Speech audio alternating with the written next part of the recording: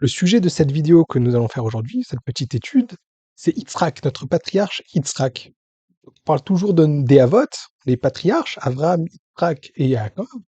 Et pourtant, on a l'impression qu'on connaît beaucoup plus Avraham et Yaakov que Yitzhak. Parce que d'ailleurs, dans les parachiotes de la Torah, Yitzhak, il est un petit peu, voilà, on a l'impression qu'il est un petit peu passif, qu'il est un petit peu en retrait.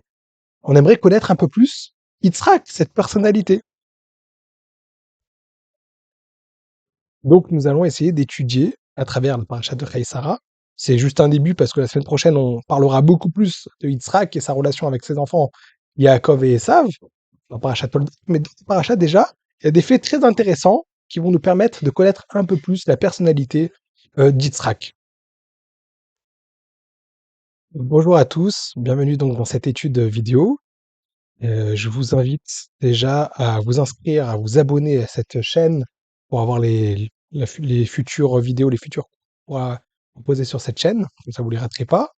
Et puis voilà, pour faire grossir la communauté de cette chaîne, je vous invite à vous abonner. Et directement, on va faire une petite étude le plus rapide possible, mais avec toujours un message à travers une étude dans le texte sur la parashat Sarah.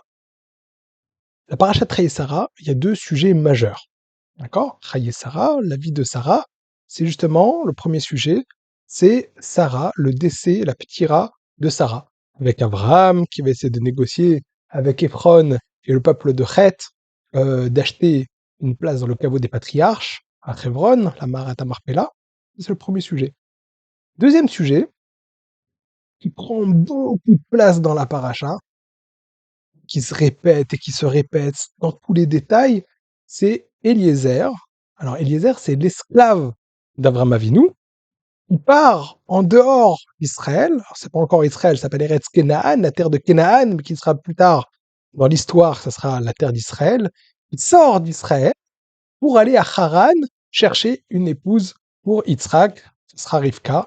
Et tout le scénario, la pièce de théâtre qui se déroule justement dans cette histoire avec Rivka, la discussion avec Bethuel, le père de Rivka, toute la négociation qui se passe jusqu'à que finalement ils acceptent d'envoyer Rivka pour se marier avec Yitzhak. Donc voilà, les deux grands sujets de la paracha. Il y a plein de petits sujets un petit peu en périphérie, annexes. C'est ça les deux grands sujets. Ce qui est incroyable, c'est que dans toute cette histoire, on a l'impression qu'Yitzhak, qui finalement devrait être le principal acteur, est plutôt dans le second plan. Presque, on l'aperçoit presque pas. Il y avait Sarah, la mère de Yitzhak, parce qu'on a l'impression, j'avais entendu une fois dans un cours, que Yitzhak était presque étouffé par sa mère, et qu'il ne prend le terme de, il s'appelle Nahar, lors du sacrifice de la Kedat Yitzhak, lorsque Abraham a essayé de le sacrifier et qu'Hachem l'a arrêté, sur commandement d'Hachem, seulement au moment où il s'appelle Nahar, un jeune homme, c'est au moment où malheureusement Sarah va décéder, Sarah va partir de ce monde. Donc on a l'impression comme si que voilà, tant que Abraham et Sarah existent, donc Sarah, la mère de Yitzhak, Yitzhak il n'a pas encore, on a l'impression qu'il n'existe pas encore. Pareil, là maintenant, on a l'impression que c'est Rivka qui prend toute la place et Yitzhak, il est très passif dans cette histoire. Nous, on aimerait bien comprendre qui est Yitzhak. Ok, comme on a dit en introduction, on connaît beaucoup de choses sur Abraham. Abraham, il y a les 10 épreuves, il y a la Brit Mila, il a brisé les idoles. Il y a énormément de sujets qu'on peut avoir avec Abraham. Et avec Yaakov, Yaakov, on connaît, il y a tout son épisode chez Lavan, lorsqu'il veut se marier avec Rachel, et qu'on lui donne Léa, il a pris la Rachel, sa confrontation avec Esav, puis il va descendre en Égypte, il y a Yosef, etc. Il y a plein d'histoires autour de Yaakov. Yitzhak. Qu'est-ce qu'il y a avec Yitzhak?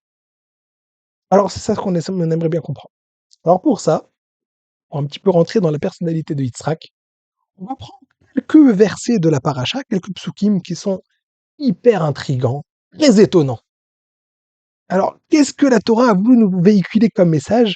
Qu'est-ce qu'on essaye de nous enseigner dans ce passage? Pour reprendre, juste on va remettre dans le contexte et on va lire ensemble les psukim, les versets de la paracha qui parlent de ce sujet-là. On va voir, c'est très étonnant. Donc on a dit Eliezer, l'esclave d'Abraham, est parti sur commandement de son maître. Donc il a une mission, partir à Haran voir sa famille, donc, d'accord, c'est des cousins de Abraham, parce que Abraham, son père c'est Terah, d'accord? Terah avait 3 enfants.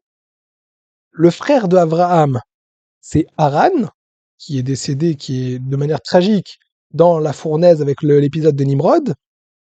Et Haran, qui est incroyable, il va avoir toute une descendance qui seront en réalité, c'est Haran, ça va être le père de tous les mères du peuple juif, puisque Haran c'est le père de Sarah, il s'est marié avec Abraham, mais Haran, il est aussi le père de Milka. Et Milka, c'est justement dans la famille de Milka que Eliezer va aller chercher Rivka qui est la fille de Bethuel, d'accord?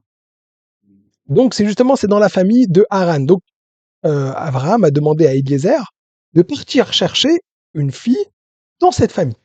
Il est parti à Haran. Et donc on a dit qu'il y a toute cette discussion-là de savoir est-ce que Rivka accepte de partir se marier avec Yitzhak, et elle accepte.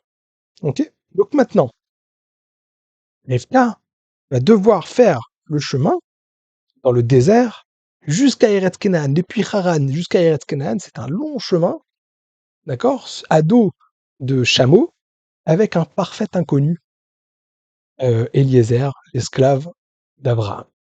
Bon, a priori, d'accord, elle a accepté de partir avec lui, aucun souci. Donc elle est avec un parfait inconnu. Sauf qu'en plein milieu du chemin, de manière très surprenante, sur qui ils vont tomber? D'accord, normalement ils auraient dû aller jusqu'à Be'er-Sheva, où ils habitaient Abraham et Sarah. Sarah est décédée, mais Abraham et Yitzhak devaient être avec Abraham. En plein milieu du chemin, ils vont s'arrêter pour abreuver les chameaux, après la traversée du désert. Sur qui ils vont tomber? Sur Yitzhak. Et c'est ces versets-là qui sont très intéressants et très intrigants. On va les lire ensemble. Donc, c'est dans Parashat Raï et Sarah, Bereshit, chapitre Kavdalet, Perek Kavdalet, chapitre 24. Alors, on va lire tous les versets. Ça commence à partir. euh,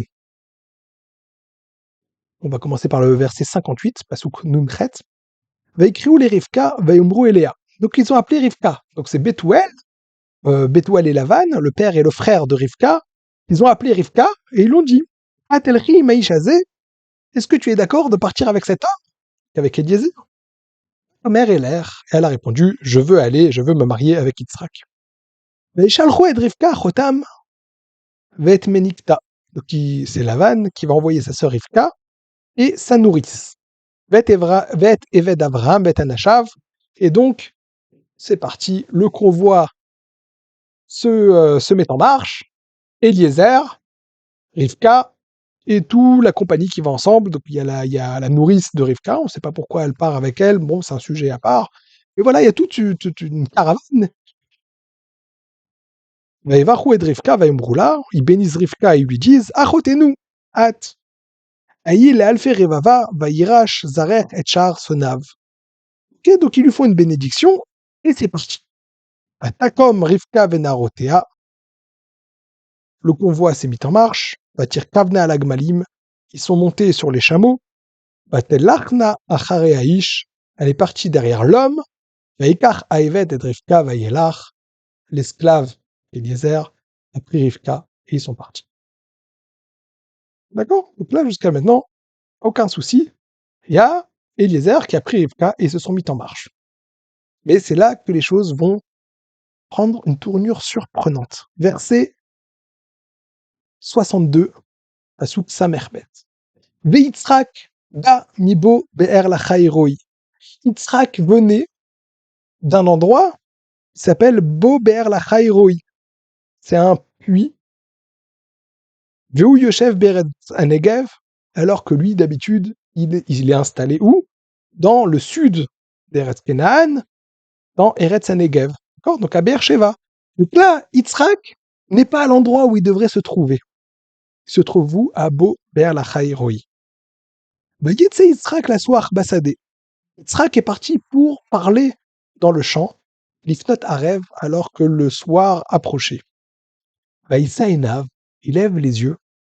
Vaillard, et qu'est-ce qu'il voit? Vénégmalim. Il voit des chameaux qui arrivent. Incroyable, merveilleux, le scénario incroyable. Yitzhak doit se trouver à Beersheba.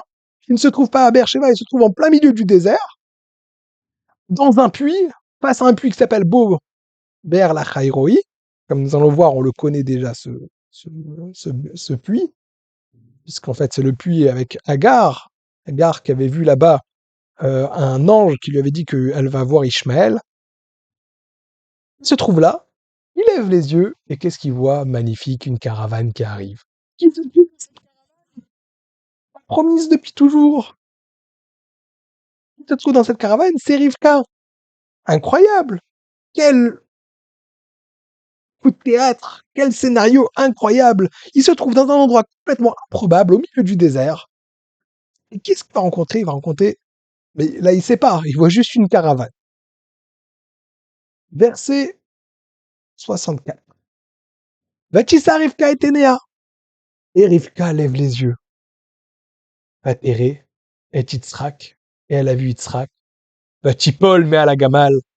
Et elle est tombée du chameau. Incroyable.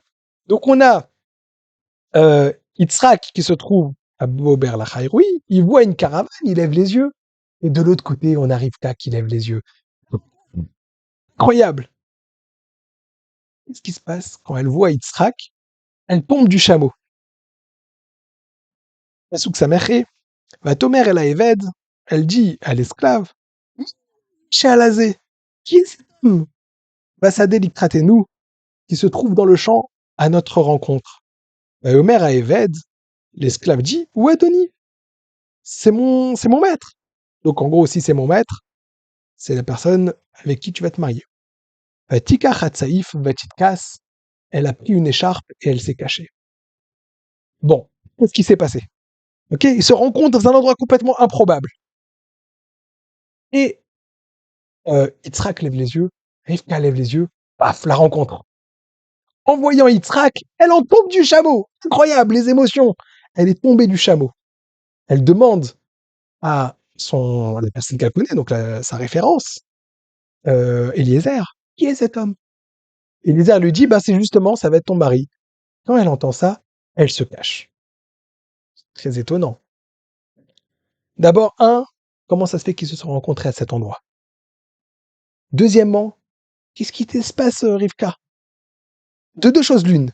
Soit tu connais cette personne-là, d'accord, et c'est pour ça que t'es tombé du chameau, parce que tu sais de qui il s'agit. Et à ce moment-là, on comprend pas pourquoi tu t'es caché. Qu'est-ce qui se passe? Soit tu le connais pas, et alors à ce moment-là, pourquoi tu es tombé du chameau? Ça, c'est une question qu'on peut se poser. Qu'est-ce qui lui est arrivé? Qu'est-ce qu'elle a eu tellement d'émotions qu'elle en est tombée du chameau? Ça, c'est une question qu'on peut se poser. Et deuxièmement, une fois qu'elle apprend que c'est Yitzhak son mari, ça fait je sais pas combien de jours. Elle est avec un esclave. Avec un esclave. On sait pas qu'est-ce que c'est qu'aujourd'hui des esclaves. Mais esclaves, c'est pas les gens les plus classes, d'accord? C'est pas les gens les plus... ils se trouvent seuls, dans le désert. D'accord? Un endroit, priori, je sais pas, tu devrais un petit peu avoir un petit peu une certaine distance avec cet Eliezer, te cacher dans le désert. Il y a Eliezer l'esclave, tu te caches un petit peu, tu restes pudique avec lui. Non. Avec Eliezer, pas de problème. Elle se trouve derrière lui sur le chameau. Quand elle découvre qui? Son propre mari! La personne avec laquelle elle va vivre toute sa vie. Et tout d'un coup, non, elle se cache avec une écharpe, elle a besoin de se cacher, elle a besoin d'être pudique. C'est quoi ce théâtre? Pourquoi tu t'es caché, Rivka? C'est au contraire. C'est au moment où tu dois trouver une proximité, une intimité avec tes connaissances. Qu'est-ce que tu te caches? Avec Eliezer, pas de problème. Elle est dans le désert, sur les chameaux pendant des jours et des jours. Ça, il n'y a aucun problème. Elle découvre et là, elle se cache. Il faut comprendre qu'est-ce qui s'est passé. D'accord? Quelle est cette scène? Voilà. Et puis, première rencontre avec Yitzhak, quoi. C'est incroyable. Et c'est là qu'on va un petit peu faire connaissance avec la personnalité d'Yitzhak. Incroyable. Il faut savoir, les Havot, ils ont eu tous les trois, Avraham, Yitzhak et Yaakov, des scènes qui se ressemblent. D'accord? Ils ont eu des épreuves des fois qui se ressemblent. Je donne des exemples. Abraham part en Eretz Canaan. Qu'est-ce qui se passe quand il arrive en Eretz Canaan, en terre de Canaan? La famine. Il va devoir se confronter avec une famine. Yitzhak, nous allons voir dans la semaine prochaine, Parashat Toldot. Pareil, il se trouve en Eretz Canaan, paf, la famine. Yaakov, pareil, il se trouve en Eretz Canaan, la famine. Donc les trois, ils vivent comme ça des histoires identiques. Et pourtant, les trois vont se comporter tellement différemment. Abraham, quand il se trouve face à la famine, qu'est-ce qu'il fait? Il va descendre en Égypte. Yitzhak, comme on va voir dans la paracha de la semaine prochaine, il se trouve face à la famine. Lui, il va rester dans la famine en Eretz Canaan. Et Yaakov, lui, il a un autre comportement. Lui-même, il va rester en Eretz Canaan, mais il va envoyer ses enfants en Égypte pour aller chercher à manger. Donc déjà, on voit comme ça qu'il y a des choses qui se ressemblent.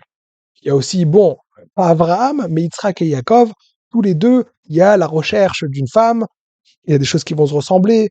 Ça se trouve, la rencontre entre Yitzhak et Rivka et Yaakov et Rachel se trouve autour d'un puits. Comme ça, voilà. Il y a aussi les confrontations avec leurs frères. Yitzhak avec Ishmaël, Yaakov avec Esav. Il y a comme ça beaucoup de choses qui se ressemblent, mais le comportement va être très différent. D'accord? Pourquoi? Parce qu'en fait, Abraham, Yitzhak et Yaakov n'ont absolument pas chacun, Abraham, Yitzhak et Yaakov n'ont pas le même caractère et n'ont pas la même approche de leur service de Dieu. D'ailleurs, on dit, la Gemara nous raconte, que les trois vont se retrouver dans le même endroit, l'endroit le plus saint. Les trois vont se retrouver dans l'endroit le plus saint du monde, l'endroit où sera construit le Beth Amikdash, le temple. Ça s'appelle le Har Moria. Et la Torah nous dit, la Gemara, dans le Talmud nous dit, que les trois vont le percevoir d'une autre manière, chacun d'une autre manière qui est en fonction de leur façon de servir Dieu. Abraham, il va le voir comme une montagne, Ara Elohim, la montagne de Dieu. Yitzhak, comme on vient de le voir, c'est cet endroit-là où il se trouve, il va l'appeler un sadé, un champ. Balassoir Bassadé, il est venu parler dans le champ, c'est-à-dire que là, il est en train de prier. C'est la prière de Mincha qu'il a inventée. Et Yaakov, ce moment où il va faire son rêve, avec l'échelle et les anges qui montent et qui descendent, il va le voir comme Beth Elohim, la maison de Dieu. Donc chacun, il a une autre perception de qu'est-ce que c'est que le service divin, chacun avec son caractère. C'est très très différent. Donc nous, on veut apprendre Yitzhak. Quelle est son approche? Donc là, il va l'appeler le chant. Et à ce moment-là, justement, au moment alors qu'il est en train de prier, eh ben, c'est à ce moment-là que Rivka, elle arrive. Alors, le natif, Rav Naftali Tzvi Berlin, dans son commentaire Emek Davar, nous donne une lecture incroyable. Tout ce qui s'est passé à nos patriarches sont des signes pour nous, les descendants. D'accord? Tout ce qui leur arrive. On dit Masé Avot, Siman Abanim. Les faits qui sont arrivés à nos patriarches sont des indications pour les descendants. Mais il faut savoir que ces indications, il y a des indications qui sont positives et négatives. Et même des indications, la même indication peut avoir un côté positif et négatif. Tout ce qu'ils ont fait sont des choses positives. Et quelque part ici, il se passe quelque chose d'incroyable qui va avoir des répercussions sur la suite de l'histoire du peuple juif et l'histoire de la famille de Yitzhak avec ses propres enfants, Yaakov et Esav. Ça va avoir des incidences incroyables. Qu'est-ce qui s'est passé là? La rencontre entre Rivka et Yitzhak. Quand Rivka, elle arrive, elle voit un homme. Elle sait pas que c'est Yitzhak. Qu'est-ce qu'il est en train de faire? Il est en train de prier. Et en le voyant prier, elle tombe du chameau. Elle a eu très très peur, comme ça le natif il dit. Elle a eu peur de cet homme. Elle ne savait pas qui c'était, mais elle en a eu très très peur. On va voir pourquoi elle a eu peur, un peu plus tard. Elle est tombée du chameau. Et après, elle demande, mais qui est cet homme? Et là, Eliezer lui dit, mais cet homme, ça va être ton mari. Et là, elle se couvre. Alors on a l'impression que se couvrir, c'est par pudeur. Le natif il dit non, pas du tout. Tout d'un coup, elle s'est rendue compte que lui, ça va être son mari. Et cet homme qui lui fait peur, ça va être son mari. Et elle s'est cachée quelque part pour un petit peu se protéger. pour un petit peu se retrouver avec elle-même, comme si qu'elle n'était pas adaptée. Elle avait l'impression qu'elle n'était pas adaptée, que c'était pas, on sait pas, quel est ce couple? Bah, d'ailleurs, c'est pas Yitzhak qui est venu se marier avec elle à Haran, c'est Eliezer, donc ça veut dire que c'est un mariage arrangé. C'est pas, ils se connaissaient pas jusqu'à maintenant, ça veut dire que Rivka a accepté de partir pour se marier avec Yitzhak, mais ils se connaissent pas. Le natif nous dit que ça va avoir des répercussions incroyables dans leur couple et dans leur éducation. Abraham et Sarah, par exemple, et même Yaakov et Rachel, et Yaakov et Léa, il va y avoir des moments de désaccord. D'accord? Comme on a vu dans les parashiats qui sont passés, Abraham et Sarah, ils se confrontent à le comportement de Ishmaël. Sarah, elle vient voir Abraham et dit, c'est pas possible, c'est pas passé comme ça. Oh Ishmaël, tu le sors de la maison. Il y a une discussion qui est dure, mais il y a une discussion entre Abraham et Sarah. Tandis que, et on va avoir aussi la même chose avec Yaakov et Rachel. Rachel, elle n'a pas d'enfant. Elle vient voir Yaakov, elle dit, Yaakov, j'ai un enfant, il faut faire quelque chose. Ils discutent, on voit qu'il y a une discussion, il y a une proximité. Tandis qu'avec Rivka, ça va être terrible parce que la paracha de la semaine prochaine, paracha Toldot, ils vont avoir deux enfants et Yitzhak fait des stratagèmes tout seul. Enfin, il a des plans. Il veut donner les bénédictions à Esav. Il veut donner l'héritage à Esav. Et cet héritage ne doit pas arriver à Esav, il doit arriver à Yaakov. Est-ce qu'elle voit qu'est-ce que Yitzhak est en train de faire? Elle n'est pas d'accord avec Yitzhak. Normalement, qu'est-ce qu'elle aurait dû faire? Elle aurait dû faire comme Sarah. Elle aurait dû faire comme Rachel. Yitzhak, discuter avec lui. Non. Elle a peur d'Yitzhak. Comme ça, le Natsivi nous dit. Dans le Emek Davar, dans son commentaire, dit Rivka n'arrive pas à discuter avec Yitzhak. Elle a peur de son mari. Et conséquence, cette peur-là fait qu'ils ne peuvent pas discuter et qui va avoir des répercussions sur l'éducation de leurs enfants. Et après, elle sera obligée de faire un stratagème, un plan de magouille et tout ça pour aller récupérer les brachot, les bénédictions pour Yaakov. Comment il va falloir le déguiser, le faire venir comme si c'était Esav, etc. Tu peux discuter avec... Non, Rivka ne peut pas discuter avec Yitzhak parce que Rivka a peur de son mari Yitzhak. Incroyable. C'est-à-dire que là, quelque part, il se passe quelque chose. Alors, il fallait qu'il se retrouve cet endroit à Ber Lacha Roi pour que ça se passe comme ça. C'est complètement un scénario complètement fou, qui se sont retrouvés pile à cet endroit, pile au moment où Yitzhak il est en train de plier, pile à cet endroit-là, pour qu'elle ait peur et qu'après il y aurait une répercussion. Alors juste pour un petit peu comprendre qu'est-ce qui s'est passé, Yitzhak allait se marier donc avec Rivka. Il savait que Eliezer allait revenir avec son épouse. Or Abraham il était veuf, il venait de perdre sa femme. Et Yitzhak, par respect pour son père, il ne voulait pas que son père souffre de se retrouver tout seul. Yitzhak allait se marier avec Rivka et Abraham se retrouvait tout seul parce qu'il y avait Sarah qui était décédée et Agar, la deuxième épouse de Abraham, avait été rejetée. Donc qu'est-ce qu'il est parti faire? Il est parti rechercher une épouse pour son père Abraham. C'est ça ce qu'il est parti faire. On dit qu'il est en train de revenir. Qui était cette épouse? Elle s'appelle Ketura. On va voir que Abraham va se marier avec une troisième épouse, Ketura. Nos sages nous disent qu'en réalité, il s'agit de Hagar, qui a fait Teshuvah, qui s'est repenti, qui a changé ses actes, et Abraham va se marier avec Ketura. En passant dans le chemin, il est arrivé à un endroit qui s'appelle Golachai-Roi. Golachai-Roi, c'est l'endroit où euh, Hagar a eu l'apparition quand elle a été rejetée c'est pas quand elle a été rejetée, quand elle s'est enfuie de Sarah lorsqu'elle était enceinte d'Ishmaël, elle est partie, elle s'est retrouvée dans un endroit où il y a un ange qui s'est apparu à lui, lui dit non, tu vas avoir une descendance, etc. Yitzhak, c'est un homme qui est entièrement saint. Il est d'une proximité avec Dieu supérieure à Abraham et Yaakov.